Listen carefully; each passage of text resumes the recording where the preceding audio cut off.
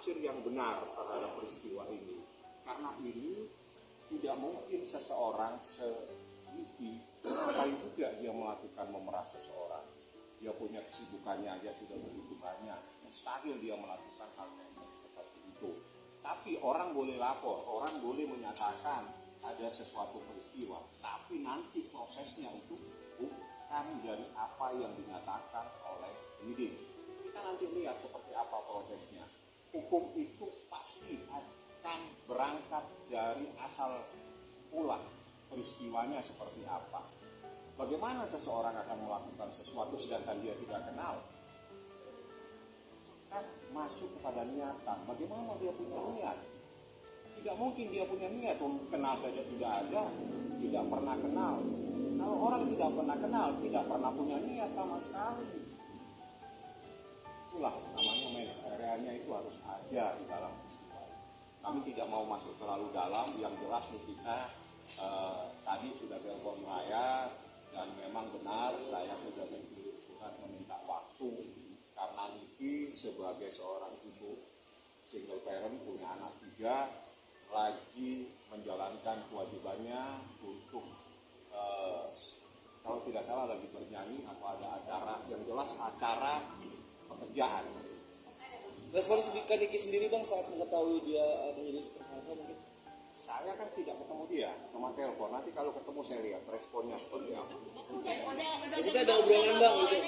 Ya, yang mana dia kan lagi acara, dia cuma telepon bang minta tolong tunda ya saya tunda. Terus saya bilang nih bagaimana saya itu tidak kenal dengan seseorang ini. Jadi di dalam hukum itu niat itu kunci dari persoalan. Terpaksa saya buka. Niatnya tidak pernah ada. Bagaimana orang bisa melakukan peristiwa?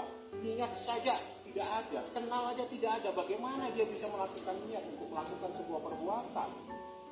Karena niat itu adalah kunci dari sebuah perbuatan pidana. Saya buka saja sekarang. Kalau misalnya tidak kenal, kenapa kan akhirnya bikin video sosmed yang dianggap menjadikan Dr. Reza Buarisanya kan mungkin Dr. Reza hubungi Mail gitu kalau versi polisi. Nggak ada, saya nggak tahu apa yang terjadi. Saya belum membaca, belum melihat videonya karena itu tidak pernah ditanyakan di dalam peristiwa di acara pemeriksaan.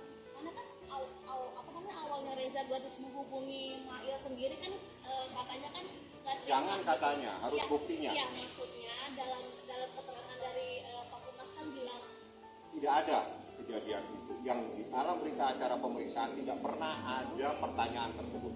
Yang soal tidak ada pertanyaan itu. Jadi tolong baca lagi BAP-nya. BAP-nya tidak pernah ada pertanyaan tersebut. Yang ada tentang benar tidak dia terima. Benar tidak dia kenal? Tidak kenal. Wow, ini kejadiannya sudah mulai sudah mulai memanas lagi ya guys ya. Padahal belum lama loh kita itu lagi happy bersama dengan anaknya, sekarang muncul yang seperti ini lagi ya. Padahal masih baru berapa hari, masih hangat-hangatnya gitu loh. Sekarang dia ditempatkan dengan posisi yang seperti ini, bagaimana ya guys ya.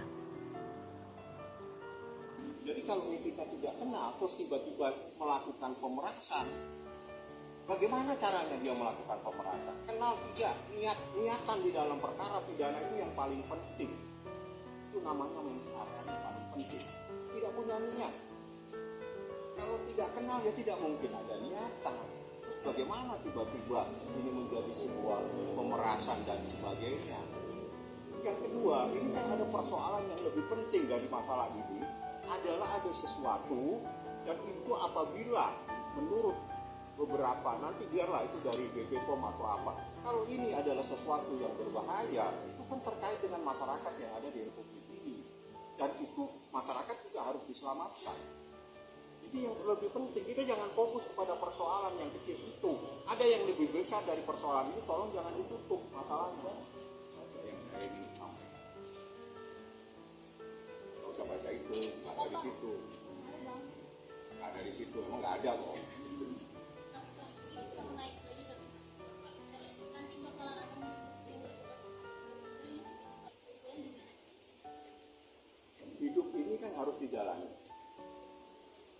jalani saja seperti apa. Yang jelas Nikita tadi telepon saya hanya minta bang tunda.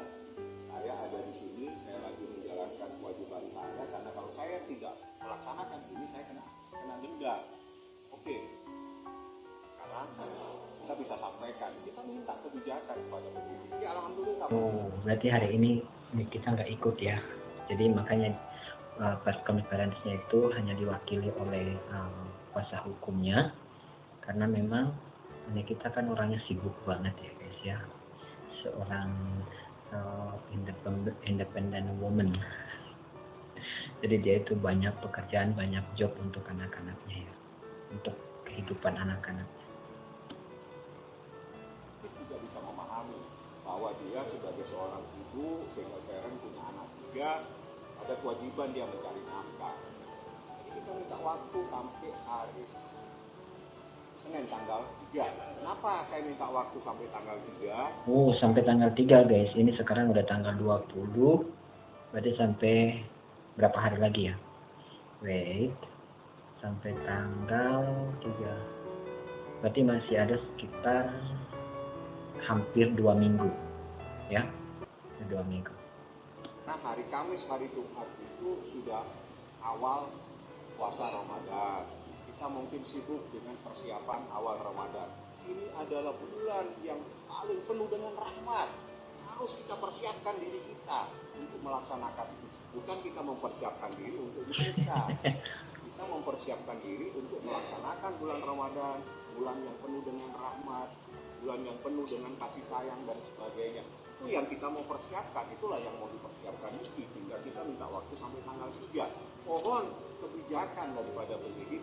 Kami ini ingin ibadah pada saat ini.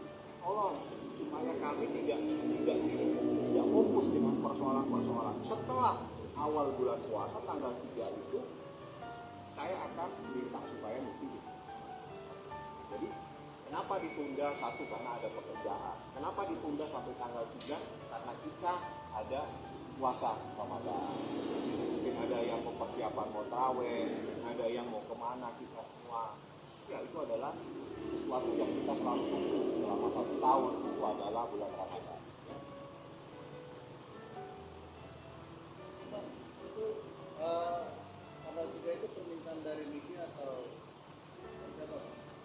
Jadwal ditunda. Ya, dengan alasan harusnya kan tadi USA dan itu kita terima panggilannya itu tanggal 18 sehingga saya disuruh datang tanggal 20. Ya, saya tanggal 19 sudah melayangkan surat. Saya minta supaya ditunda, mohon kebijakan kepada pendidik. Kita ada kewajiban mencari nafkah sebagai single parent. Kalau tidak salah di Bandung, ya, saya karena hal-hal yang pribadi saya nggak pernah tanya. Setelah itu saya juga menyampaikan bahwa sebentar lagi bulan puasa. Kami mohon biarlah kami konsentrasi dulu di bulan puasa ini 1-2 hari saja supaya pemeriksaan itu bisa dilaksanakan pada hari Senin tanggal 3. Kenapa? Seingat saya bulan puasa itu tanggal 1. Ya, jadi mungkin ada yang mau persiapan yang taraweh, mungkin teman-teman wartawan ada yang mau pulang atau yang mau ketemu dengan keluarganya, ya, menjalankan ibadah puasa Ramadan. Jadi hal-hal yang memang logis kita minta penundaan. Seperti itu kejadian. Bang, kabar Niki terkait ini tanggapannya seperti apa, Bang? Tanggapan gimana? Tanggapannya Dari Niki ketika tahu ada pemberitaan begini. Ya saya kan saya bilang tidak ada. Niatan seseorang itu yang paling penting dalam peristiwa pidana. Niatan itulah kunci dari masalah. Kenal tidak bagaimana punya niat. Anda kalau tidak kenal bagaimana Anda bisa punya niat terhadap seseorang. Mau diapain? Manusia itu saya tidak akan berpikir untuk seseorang aja tidak ada. Tapi kita tidak pernah kenal. Dia.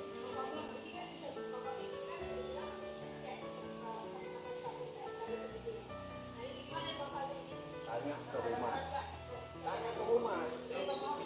Tanya ke rumah. Saya tidak akan menanggapi hal-hal seperti ini karena itu yang bisa menjelaskan rumah.